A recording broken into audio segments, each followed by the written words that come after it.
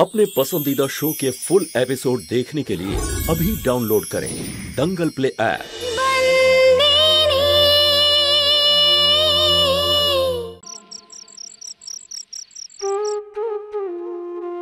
শান্তর বিয়েটা ভালোভাবে মিটলো, কিন্তু ওই অনামিকা নামের মহিলা কোথা থেকে যেন চলে এলো। কিন্তু শান্তর মন খুব শক্ত, ও এই সমস্যার সমাধানও বের করবে। আর মালিকও তো ওকে মন থেকে মেনে নিয়েছেন।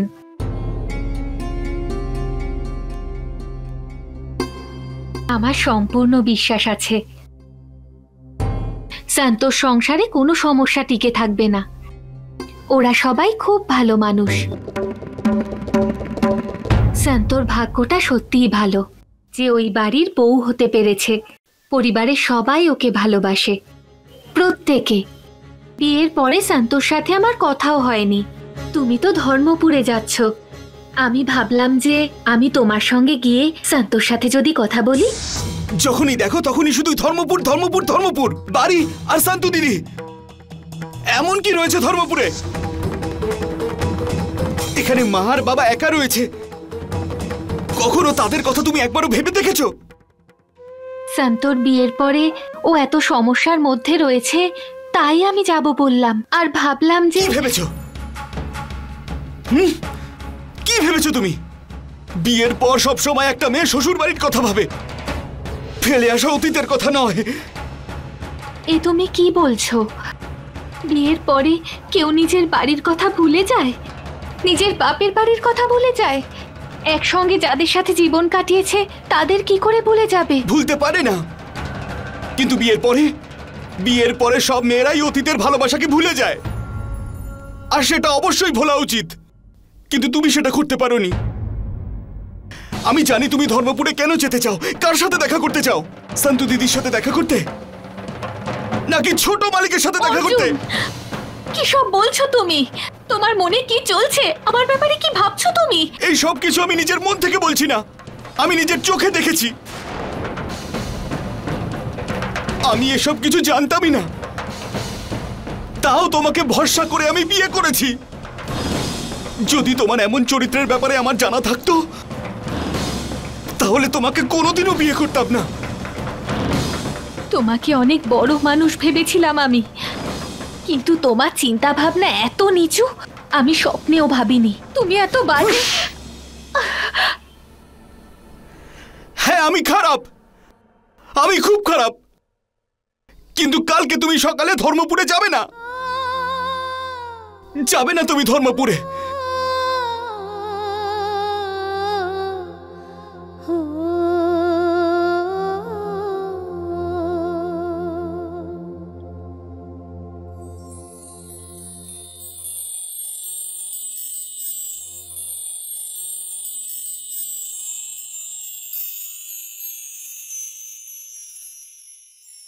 এই সন্তুরি, হ্যাঁ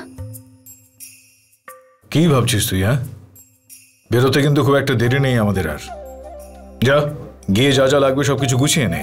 মালিক, আমি সেটাই ভাবছিলাম কি কি নিয়ে যাব।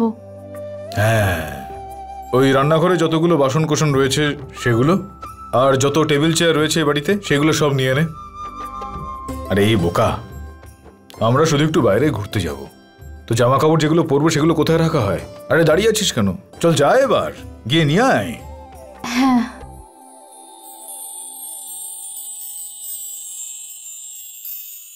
হ্যাঁ, এইটাই আমি দেখতে চাইছিলাম। এই বাক্সটা করে জামা কাপড় সব নিয়ে যাব মালিক। তুই যতটা বোকা ছিলিস না ততটা বোকাই রয়ে যাবি। আর এই ছোট একটা বাক্সর মধ্যে আমাদের দুজনের জামা কাপড় সব ধরবে? তুই একটু ভেবে দেখ, এটা ধরবে না তো? যা গিয়ে বড় একটা বাক্স নিয়ে যা। হ্যাঁ, খুব তোর ফটর ফটর ফটর ফটর মুখ চলছে আজকাল। হ্যাঁ,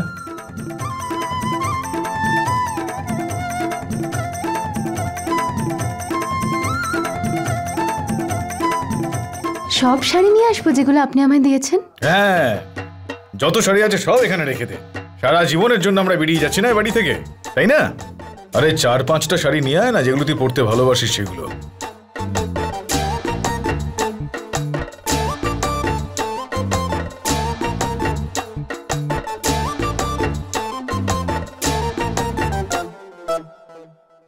এই 3টে শাড়িতে তোর কাজ চলে যাবে তো বল?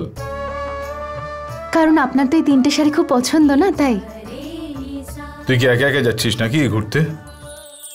না মালিক, আপনার সাথে। তো তাহলে আমার জামা কাপড়গুলো এখানে কে রাখবে? হ্যাঁ, বিয়ে করেছিস তো তুই আমাকে, তাই না? তো আমার খেয়াল কে রাখবে বল? যা, আমার কুর্তা ধুতিগুলো এনে রাখ এখানে, যা।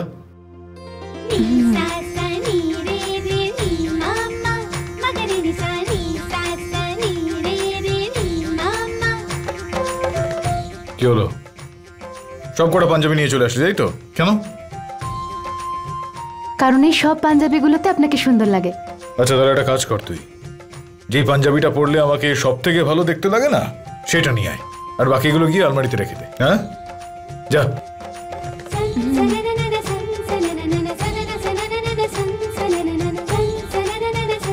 হয়েছে হয়েছে, অনেক হয়েছে, অনেক হয়েছে, এদিকে দে আমায়।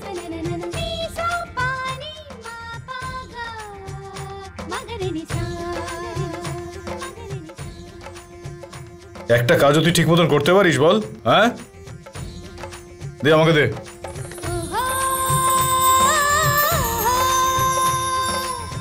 নে, করে দিলাম তো আমি।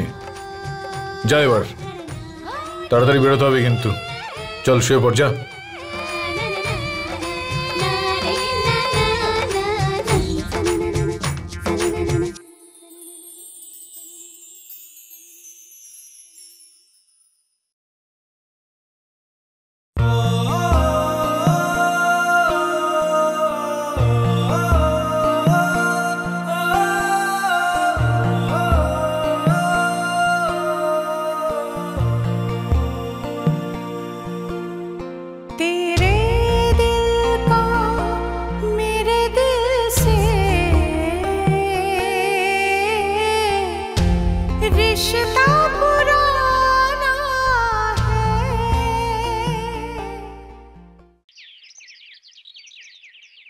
চম্পাকলি, আজ আমি খুব খুশি।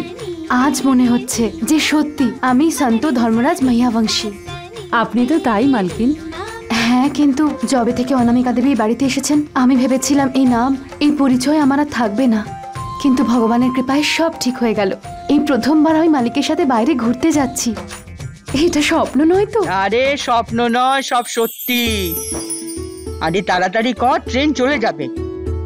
আর নয়তো স্বপ্নতে ধর্মরাজের সঙ্গে যা। এই নে, এখানে বেসনের লাড্ডু আছে, হ্যাঁ আমি বানিয়েছি, রাস্তায় খেয়ে নিস, ভুলিস না যেন খেতে। হ্যাঁ, এটা হলো আমার আর বসুধার তরফ থেকে পাওয়াগড়ের মন্দিরে পুজো দেবার জন্য। আরে মা ছাড়ো এবার, তুমি কত জিনিসপত্র দেবে বলো তো? বইবে কে এগুলো?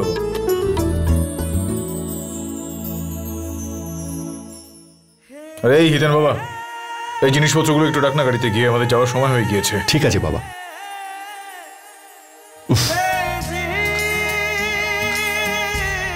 এই মলিক বাবা, আমি যতদিন থাকছি না তুই ততদিন ব্যবসার একটু খেয়াল রাখিস, ঠিক আছে? ওখানে তো জামখামবাড়িয়াতে কাঞ্জি ভাই রয়েছে, আর বিদেশের কাজ কত দূর কি এগুলো সেগুলো একটু খেয়াল রাখিস তুই আর পিনাকি। আর দিদি ভাই, তোমাকে তো আর আলাদা করে কিছু বলতে হবে না। আমি জানি যে সব সময়ের মতো তুমি বাড়ির খেয়ালটা খুব ভালোভাবেই রাখবে। আর এই যে কাদম্বরী মা, চোখে জল কেন তোমার? জল মোছো। তুই আমায় বলেছিলি না একদিন এই শান্তকে বিয়ে করার জন্য? বিয়ে তো করেইছি, এবার আমি হানিমুনে নিয়ে যাচ্ছি ওকে আমি। তুই খুশি হোসনি তাতে? না বাবা, আমি খুব খুশি, তোমার জন্য আর সন্তোর জন্যেও। মনে কিছু প্রশ্ন ছিল যেটা বারবার তাড়া করছে। সেটা এই জন্য যে অনামিকা দেবীর মুখটা, ওনার কথাবার্তা মায়ের সাথে এত মেলে যে আমি ভাবলাম উনি আমাদের মা নন তো। এই অনামিকা কিন্তু এই পরিবারের অংশ কোনোদিনও ছিল না, আর কোনোদিন হবেও না। তুই বুঝতে পারলি আমি কি বললাম?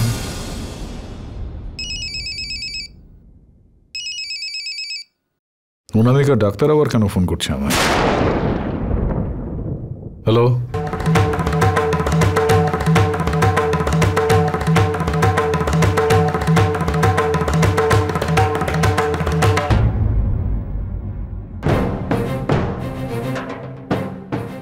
এই সন্তুরি, তুই একটু অপেক্ষা করো আমার, আমি ঘুরে আসছি।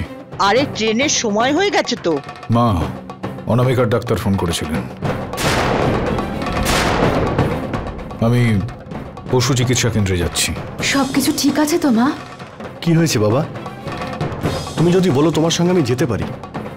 না বাবা, আমি একাই যেতে চাইছি এখন। ধর্মরাজ, কি হয়েছে? বাবা, অনামিকার স্মৃতিশক্তি নাকি ফিরে এসেছে।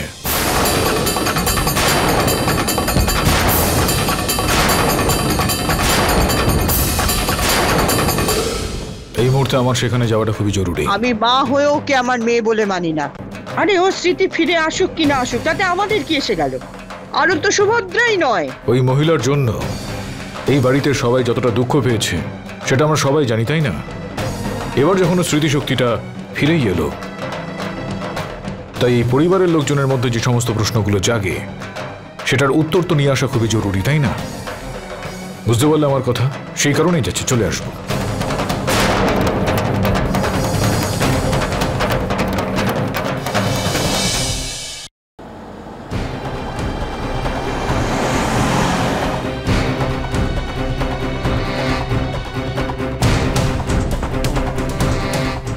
আমি অনামিকা নই ডক্টর, আমার নাম অনামিকা নয়।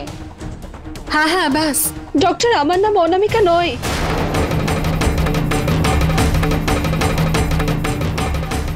ডাক্তার, ওনার মিস্টার মাহিয়া বংশী, আসুন, আপনি আমার সঙ্গে বাইরে আসুন। হ্যাঁ, কিন্তু ওনার আসুন, আমি বলছি, আসুন। ডাক্তার, আপনি ওনাকে ইঞ্জেকশন দিলেন, ওনার শরীরে ঠিক কি হয়েছে? হ্যাঁ, ঘুমের ইঞ্জেকশন দিয়েছি, যাতে ওর ব্রেনে বেশি চাপ না পড়ে। একটু ঘুমিয়ে নিলে ওর জন্য খুব ভালো। আর মিস্টার মাহিয়া বংশী, আর খুশির কথা, ও স্মৃতিশক্তি ফিরে এসেছে। আজ সকালে দোলনা থেকে পড়ে যায় আর ওর মাথায় খুব জোরে আঘাত লাগে। আমাদের বড় হাসপাতালের ডাক্তারকে ডাকতে হয়েছিল। আর তারপরেই ওর কথা শুনে মনে হলো যে ওর স্মৃতিশক্তি আস্তে আস্তে ফিরে আসছে। কিন্তু জ্ঞান ফিরতেই ও জিজ্ঞেস করছিল যে আজকে কোন তিথি। যখন আমি বললাম আজকে শুক্লপক্ষের তিথি, আর ও তখন বলল পরশু দিনকে তুলসী দেবীর পুজো আছে। আর এটা বলতে বলতে শুয়ে পড়লো আমি অনামিকা নই, আমার নাম অনামিকা নয়। এই জন্য ওকে ইঞ্জেকশন দিয়ে ঘুম পাড়াতে হয়েছে। আগে না মিস্টার ধর্মরাজ মাহিয়া বংশী, কাল দিনটা খুবই শুভ। সেটা হলো তুলসী বিবাহ। আর তুলসী বিবাহ তো তোমার স্ত্রী সুভদ্রা মাহিয়া বংশী প্রতি বছর করে, তাই এবছরও করবে। আর তোমাকে এখানেই থাকতে হবে, তোমার হ্যান্ডওয়ার্ক যাওয়া হবে না, বুঝেছো? দেখো সুভদ্রা, ব্যবসা এটা আমার, যেতে তো আমায় হবেই। ঠিক আছে, তাহলে একটা কথা শুনে রাখো, যদি তুমি যাও তাহলে সুভদ্রা মাহিয়া বংশী তোমার সাথে কখনো কথা বলবে না। এখন তুমি সিদ্ধান্ত নাও, তুমি কি চাও সুভদ্রা মাহিয়া বংশী তোমার সাথে কথা বলুক নাকি না বলুক? আচ্ছা ঠিক আছে, যাব না আমি। খুশি? আপনি কি ভাবছেন মিস্টার মাহিয়া বংশী? না না, ঠিক আছে, একটু আমি আপনি একটা কাজ করে দেবেন আমার। ওর যখনই জ্ঞান ফিরে আসবে না, আমাকে একটু জানিয়ে দেবেন আপনি। একটা দরকারি কথা বলা রয়েছে আমার ওর সঙ্গে। জয় শ্রীকৃষ্ণ।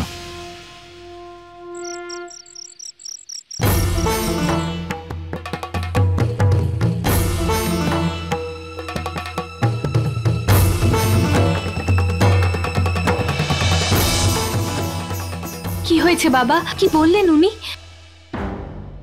অনেক কিছু বললো আমাকে। ওই মহিলার স্মৃতিশক্তি ফিরে এসেছে সেটা আমি শুনেছি, কিন্তু আমি যখন গিয়ে পৌঁছলাম ওকে ঘুমের ইঞ্জেকশন দিয়ে ঘুম পাড়িয়ে দেওয়া হলো। এরপর যখন ওর জ্ঞান ফিরে আসবে তখন ডাক্তার আমাকে ফোন করে সেই বিষয়টা জানাবে। তারপর যা যা আমি জানতে পারবো তোমাদের জানাবো।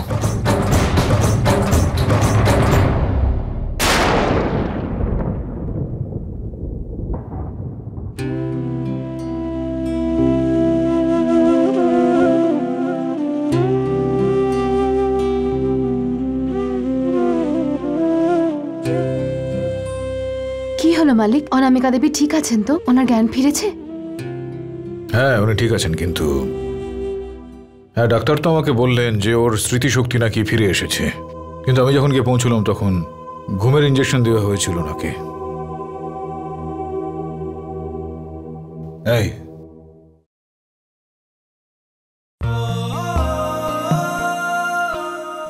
আমি জানি যে তুই মন খারাপ করে আছিস, যে আমরা যেতে পারলাম না। আমরা যেতে পারলাম না এই বিষয়ে তো আমারও মনটা খারাপ হয়ে রয়েছে, কিন্তু কি করব?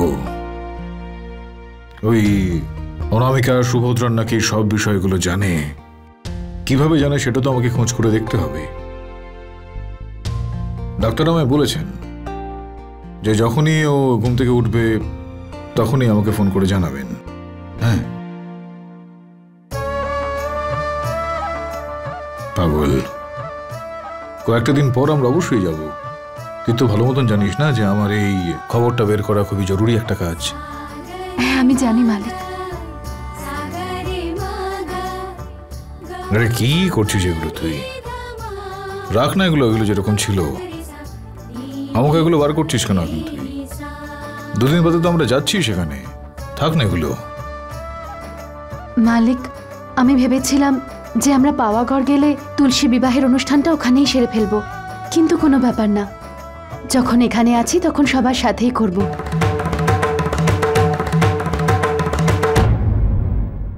আর খুশির কথা, ও স্মৃতিশক্তি ফিরে এসেছে, কিন্তু জ্ঞান ফিরতেই ও জিজ্ঞেস করছিল যে আজকে কোন তিথি। যখন আমি বললাম আজকে শুক্লপক্ষের তিথি, আর ও তখন বলল পরশু দিনকে তুলসী দেবীর পুজো আছে। আর এটা বলতে বলতে শুয়ে পড়লো, আমি অনামিকা নই, আমার নাম অনামিকা নয়।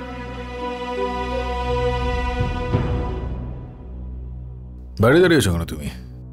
ভেতরে এসো, এসো এসো, বসো বসো।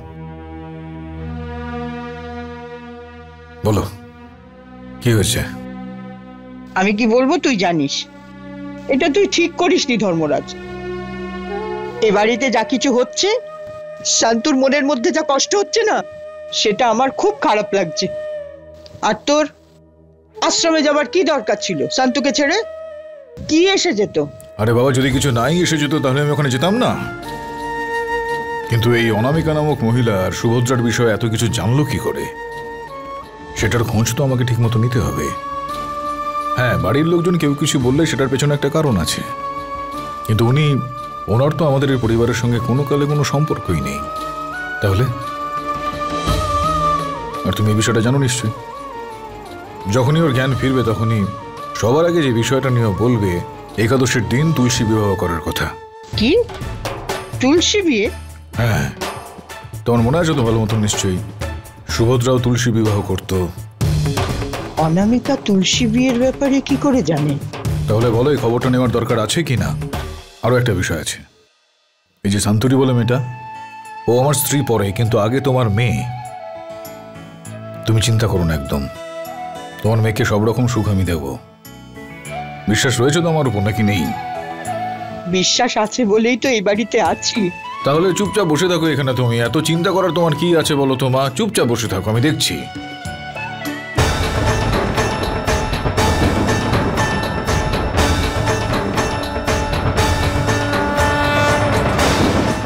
অনামিকা দেবী তুলসী বিবাহের কথা কি করে জানলেন? এই অনুষ্ঠান তো শুধু মালকিনি করতেন।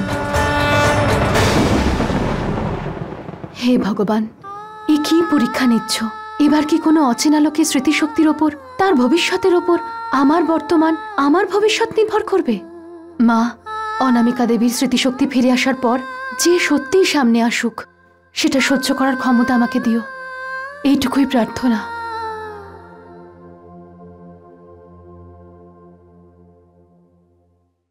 বলো। পশু চিকিৎসা আশ্রম থেকে বলছি মিস্টার মাহিয়া বংশী, অনামিকার জ্ঞান ফিরে এসেছে। আপনি কি একবার আসতে পারবেন?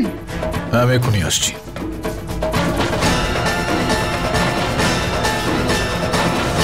এই চম্পাকলি, মাকে বলে দিস আমি পশু চিকিৎসা কেন্দ্রে গেলাম।